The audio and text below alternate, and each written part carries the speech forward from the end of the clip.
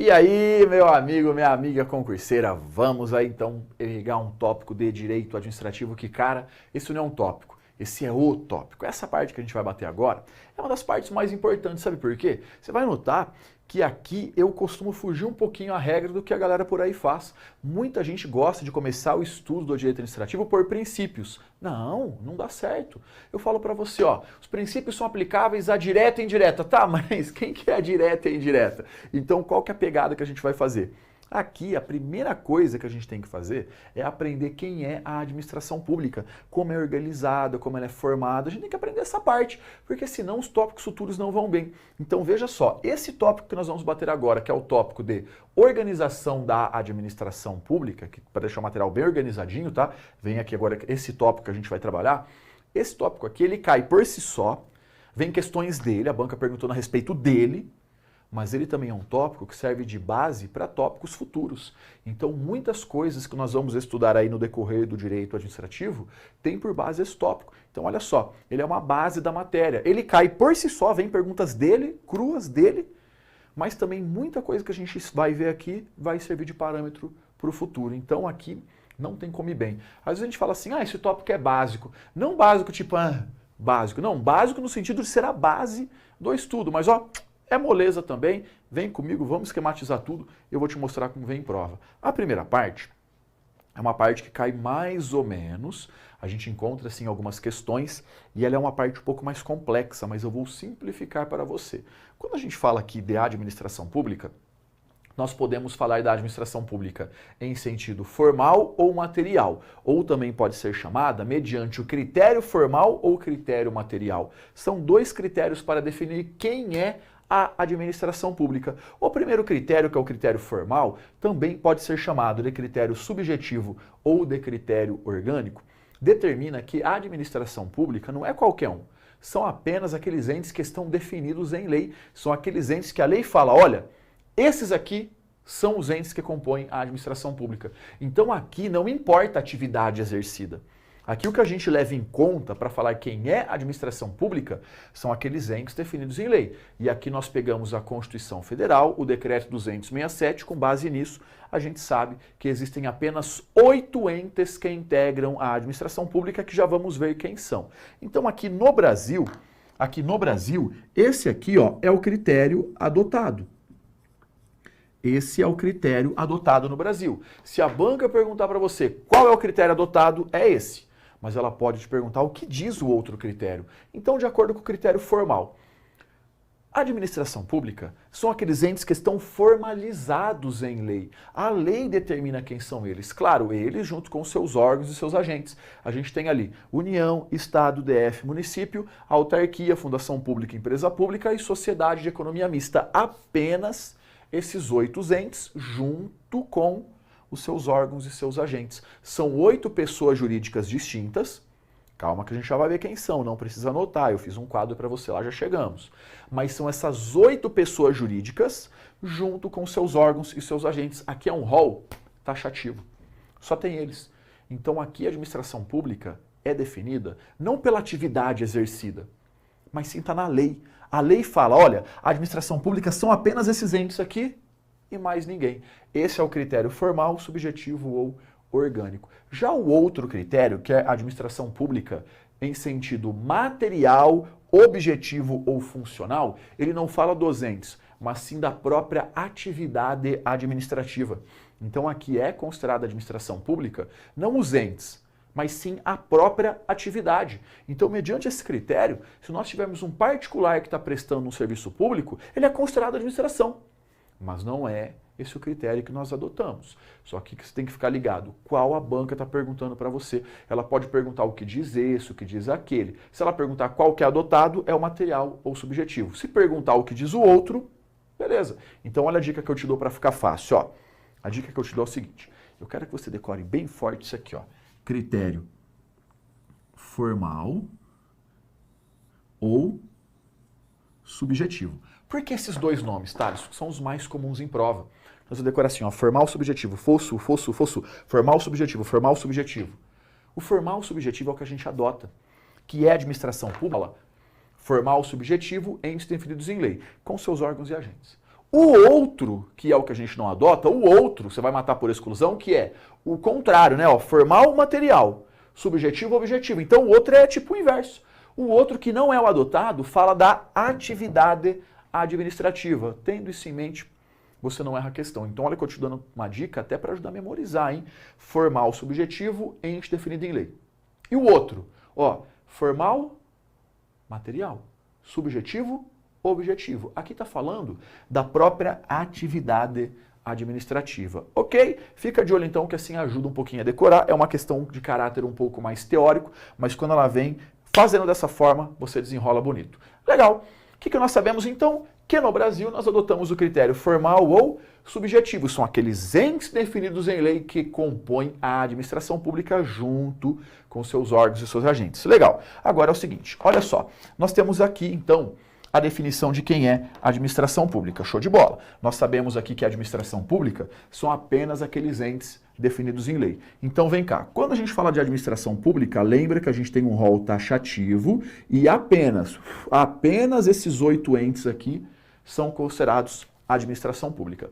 Nós temos, de um lado, o poder público propriamente dito, que é a administração direta, que são aqueles entes que a Constituição Federal chegou e falou, ó, vocês são cara. Vocês são o poder público.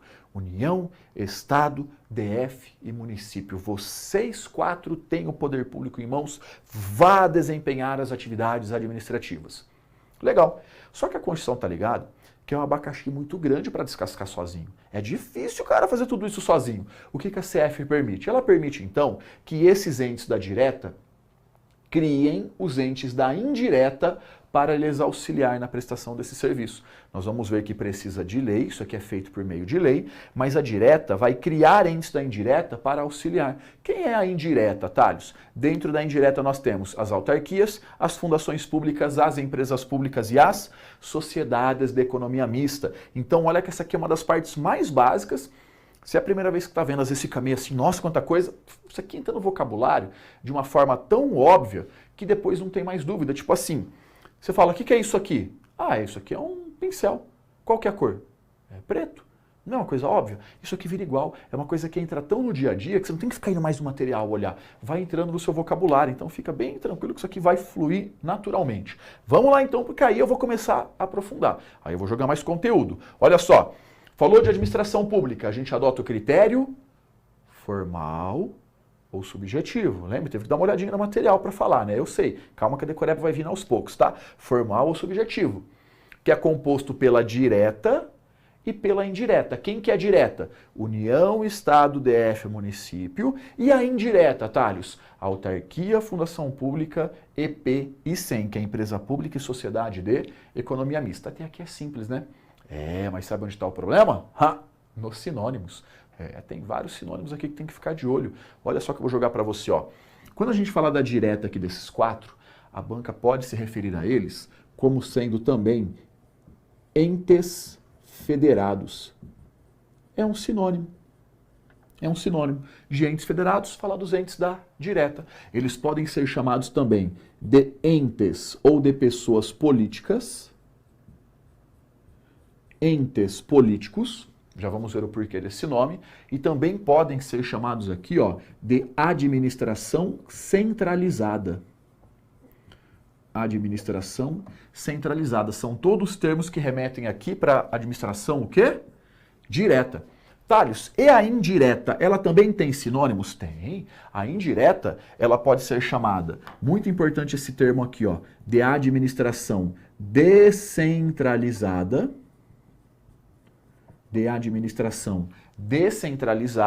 ou podem ser chamados também de entidades administrativas. Não é ente, hein? É entidades administrativas. Então, cuidado que quando falar entidade administrativa, está falando da indireta. E não acabou não. Olha só, tá ligado aqui a empresa pública e a sociedade de economia mista? Esses dois, beleza. Eles podem ser chamados aqui, no caso os dois, de um termo que é empresas estatais. Olha quanto sinônimo, mas copia tudo, Deixa o teu resuminho aí, coisa linda, que a gente vai então desenrolar essa parte aqui que não tem segredo. Então olha só, agora que está tudo no quadro aqui, vem comigo que a gente vai desenrolar isso aqui bem bacana. O que nós estamos olhando? O critério formal ou subjetivo, que determina que a administração pública são apenas esses entes definidos em lei. Quando a gente fala da direta, União, Estado, DF, município, eles têm esses sinônimos. Quando fala da indireta, autarquia, fundação pública, EP e SEM, tem esses outros sinônimos. Sabe qual que é o problema aqui? Nós vamos ver que existem regras que servem para os 8. Há regras que é só para direta, outras só para indireta. Tem coisa que é só para autarquia, tem coisa que é só para empresa pública. E aí é muito, mas muito comum em prova ser narrado uma coisa e às vezes é um conceito de um e a banca joga para o outro. Esse é o ponto importante. Quando cai uma questão dessa, que é uma coisa simples, por que muita gente erra? Porque a pessoa sai igual um cavalo bravo correndo para fazer a questão. Calma. Viu uma questão falando disso? Sabe a primeira coisa que você faz? Dá um passinho para trás, respira e vê de quem a banca está falando. Essa é a primeira coisa a ser feita. Porque a banca muitas vezes chega e fala que os entes federados, e aí ela vai blá, blá, blá, blá, autarquia. Tá errado, porque ente federado é direta, a autarquia pertence à indireta. Então olha as pegadinhas. Ente federado é direta e a autarquia faz parte da indireta. Então tem que tomar cuidado com esses detalhes, hein? Porque ela vai trocando. Então quando ela falar para você, os entes federados no Brasil, tá falando de quem? Desses 4, da direta. Quando falar para você, as entidades administrativas, está falando de quem? Da indireta. Autarquia, fundação pública, EP e SEM. Quando ela falar para você, as empresas estatais, a quem ela se refere? EP e SEM. Deu para se ligar como funciona? Não é difícil. Só que a galera cai em muita pegadinha aqui, porque, por exemplo, a banca narra algo e fala que no Brasil os entes políticos e blá blá blá, mimimi, sai falando e lá no meio joga uma autarquia e continua falando. Aí tá errado. Por quê? Porque ente político está falando da direta. E a autarquia pertence a quem? A indireta. Viu como é fácil? Só que tem que estar com isso muito firme na cabeça. Agora é óbvio. Agora é fácil identificar. Por quê? Porque a gente está junto aqui, está escrito no quadro. Agora é óbvio. Sabe onde está o problema? No dia da prova. No dia da prova, você tem milhares de informações na cabeça. Ansiedade comendo solta. O reloginho correndo, aquela pressão, aquela coisa. Aí, bicho, para confundir um com o outro aqui, não custa. É fácil. Então a dica que eu te dou, tem que ter essa decoreba. Tem que dar uma revisada nisso aqui muito próximo à prova também para estar bem fresco na cabeça.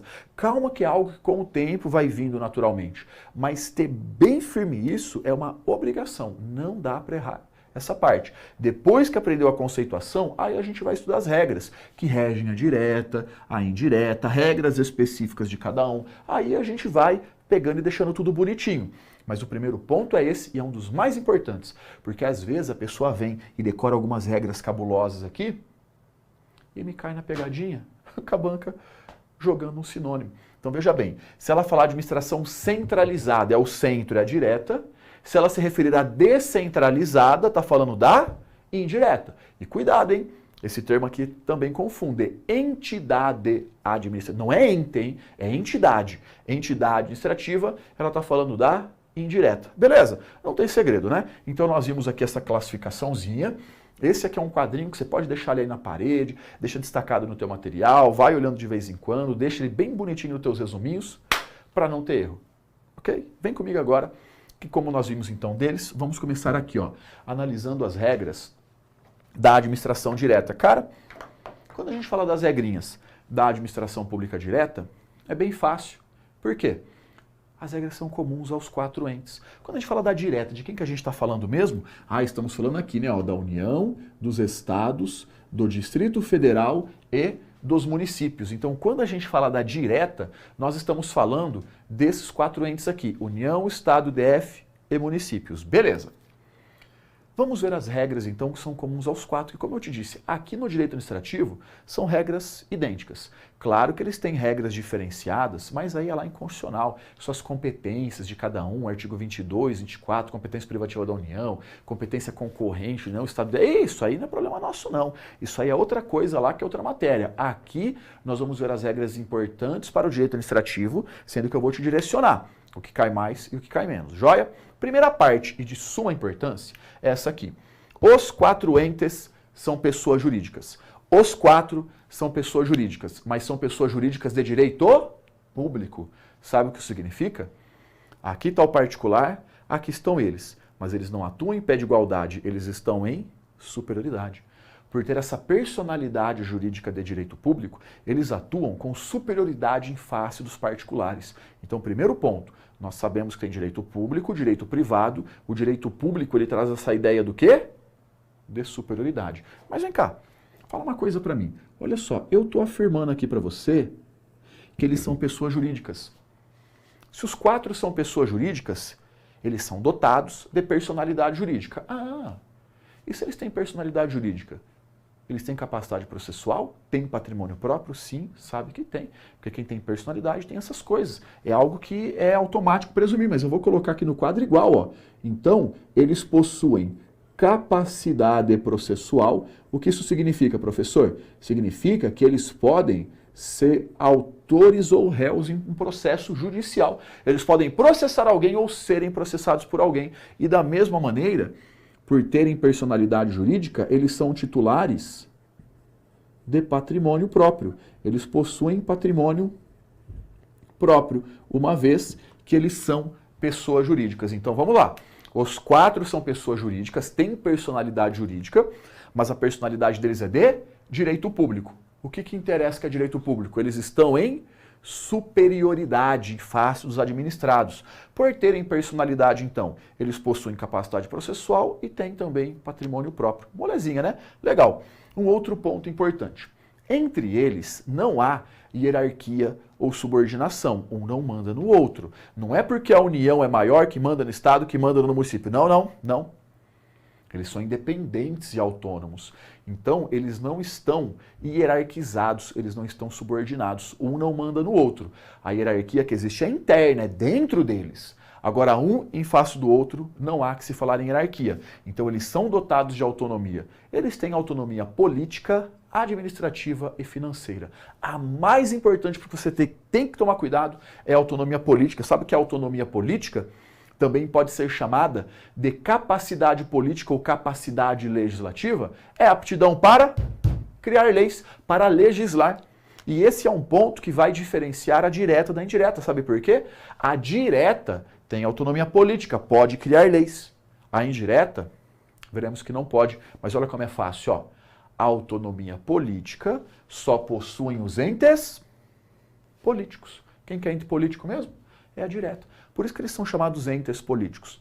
Porque eles têm essa autonomia política, essa autonomia para legislar. Molezinha, né? Legal. Continuando, ó. Eles têm também autonomia administrativa e financeira. Eles se administram, eles se organizam, cada um vê quando vai fazer concurso, quando vai licitar. Eles cuidam das próprias contas, como vão ser aplicados aí as suas verbas dentro da lei, claro. Mas eles são dotados dessas autonomias. Então vem cá. Entre eles, o que nós vimos, ó. Entre eles... Se a banca falar para você da hierarquia ou subordinação, se a banca falar aqui para você, ó, que entre eles há hierarquia ou que entre eles há subordinação, você sabe o quê? Que isso está errado. Eles não estão hierarquizados. A hierarquia que existe é interna. Dentro deles tem o chefe, manda no subordinado, que é coisa que a gente vê em outro momento. Mas entre eles não há hierarquia e subordinação. Eles têm essa autonomia política, administrativa e financeira. Legal. Um outro ponto para ficar de olho também. É aqui dentro da direta que nós temos a tripartição dos poderes. Os poderes da República. Executivo, legislativo e judiciário. Então, cada um desses entes é dividido nos seus poderes. Olha só, dentro da União, tem o Executivo, o Legislativo e o Judiciário. Tem o Judiciário Federal, STF, STJ, TST, os TRFs, TRTs e por aí vai.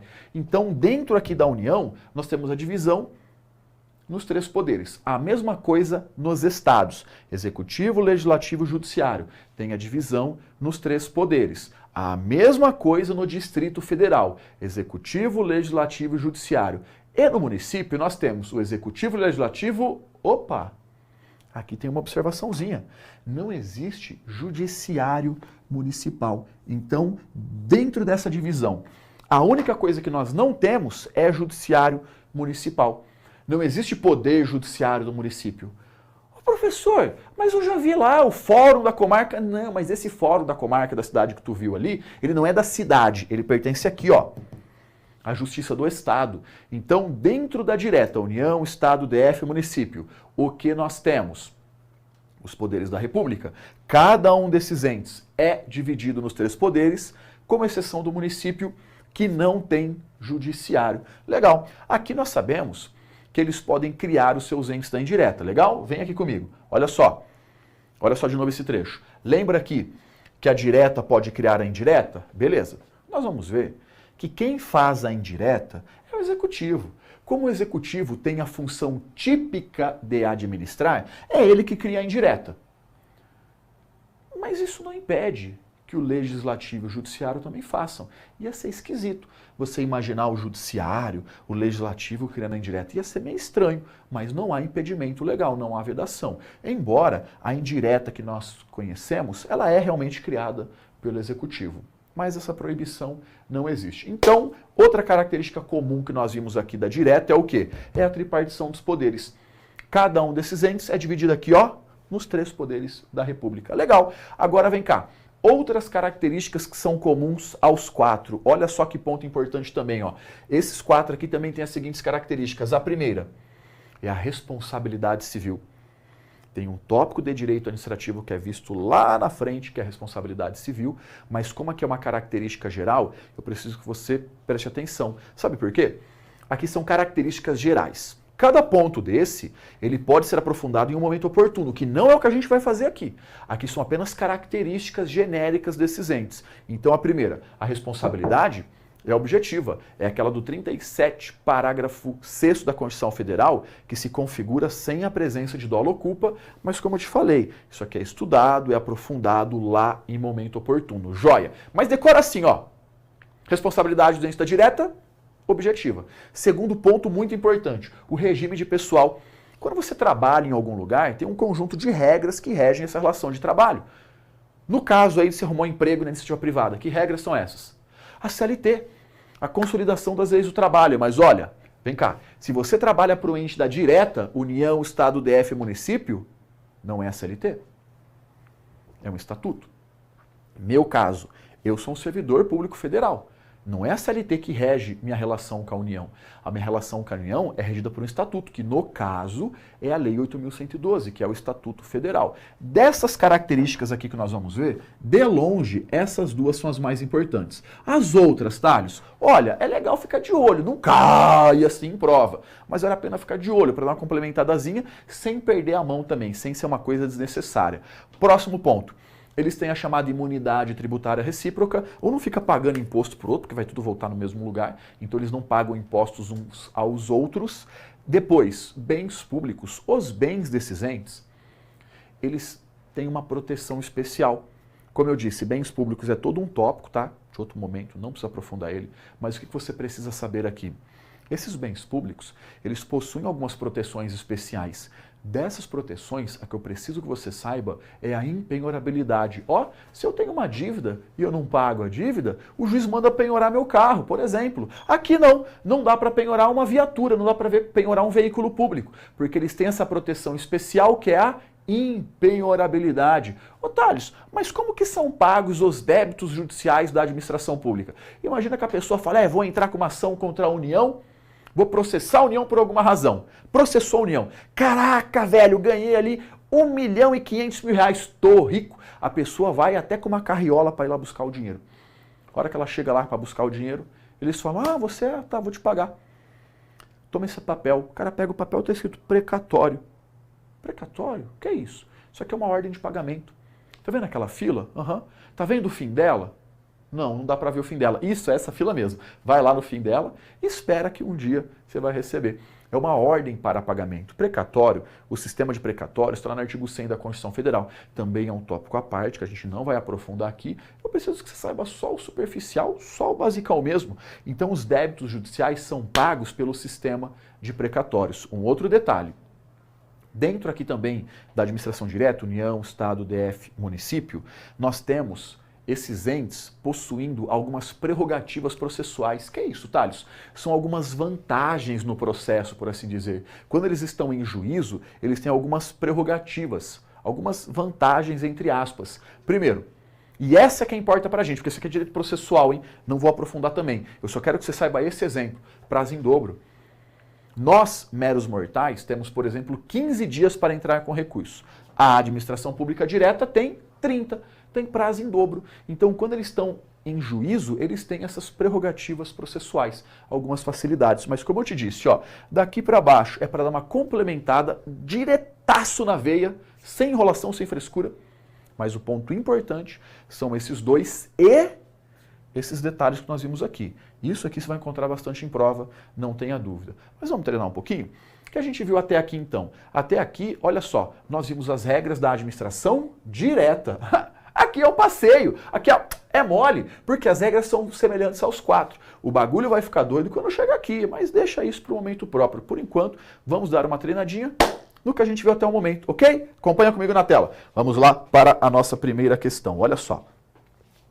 É defeso aos poderes judiciário e legislativo a criação de entidades da administração indireta, como autarquias e fundações públicas. Vamos lá, primeiro detalhe. O que é defeso, Thales? Ah, defesa é algo que está defendido? Meu, pelo contrário, olha a maldade da prova. Sabe o que é defeso? Defeso é sinônimo de proibido, é sinônimo de vedado. Então, quando fala para você defeso, quer dizer que é proibido, é vedado. E fala para mim, é proibido, é vedado ao judiciário, igual a banca falou aqui, ó, e ao legislativo criar entes da indireta? Não, não é defeso não. É estranho, mas proibido não é. Questão errada. Olha que questão louca, né, cara? Questão meio zoada, mas não é defeso não. É estranho, mas eles podem sim. Proibido não é. Próxima. Administração direta remete à ideia de administração centralizada, ao passo que a administração indireta se relaciona à noção de centralizada. É um sinônimo, lembra? É um sinônimo. Quando a gente fala da administração indireta, autarquia, fundação pública, EP e SEM, isso aqui remete à ideia de administração descentralizada? Sim, questão correta. Questão correta. É isso aí. Show de bola. Bora para a próxima? É verdade isso? Que os municípios têm poder executivo e legislativo, mas não têm judiciário? É verdade, cara. É real mesmo. A gente sabe que eles são essa pequena exceção que não tem judiciário. Questão fácil também, né? Vamos combinar que é super simples. Questão correta. Olha a próxima, ó. Os municípios, assim como os Estados-membros, poderão ter sua administração indireta, em razão da autonomia a eles conferida pela CF. Então vem cá, os municípios, assim como os Estados-membros, Estado, Paraná, Santa Catarina, São Paulo, tal, eles poderão ter sua administração indireta? Sim, porque eles têm autonomia. Questão correta, questão show de bola. A inexistência de um poder judiciário próprio reflete a ausência de autonomia dos municípios, tendo em vista que o modelo do Estado Federal adotado pelo Brasil é embasado na autonomia da União e dos Estados-membros. Olha o que a questão falou, ó. Os municípios, realmente, eles não têm poder judiciário, isso é verdade. Mas isso aqui reflete uma ausência de autonomia? Eles não têm autonomia?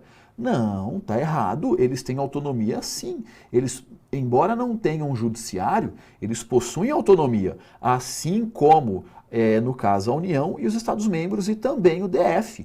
Então, questão errada, porque eles têm autonomia sim, embora não tenham poder judiciário. Bora fazer mais uma. A administração direta é constituída pelo conjunto de órgãos e entidades administrativas submetidos a regime de direito público, para os quais foi atribuída a competência para o exercício de forma centralizada das atividades administrativas do Estado. Cara, essa questão é uma pegadinha filha da mãe. Ó, porque realmente a direta, ela tem aqui essas normas de direito público, tem competência de forma centralizada, tal, mas sabe onde ela pegou? Nos sinônimos. Conjunto de órgãos, beleza. Ela tem os conjuntos de órgãos da administração direta, mas espera aí. Então a direta é constituída realmente pelos seus órgãos, seus agentes, União, Estado, DF, município. Mas vem cá, quando a gente fala de entidades administrativas. Nós estamos falando de quem? Estamos falando da administração indireta. Olha que pegadinha capetódica.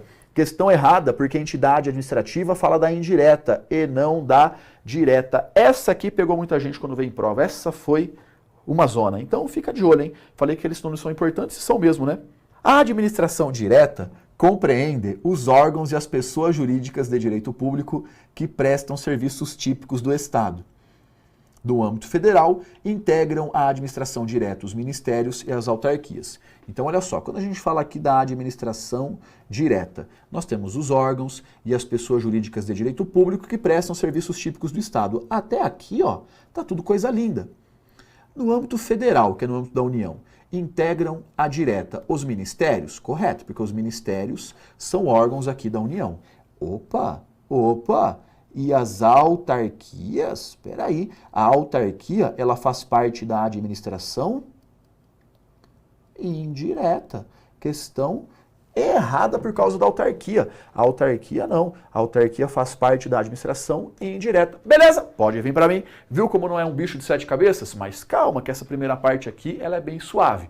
Quando a gente fala da indireta, aí sim há várias outras coisas e detalhezinhos diferenciados. Mas é fácil também. Vem comigo que vai dar tudo certo, ó. Vai ser uma matéria que você vai chegar lá e gabaritar na sua prova. Valeu? Grande abraço. Até a próxima aula.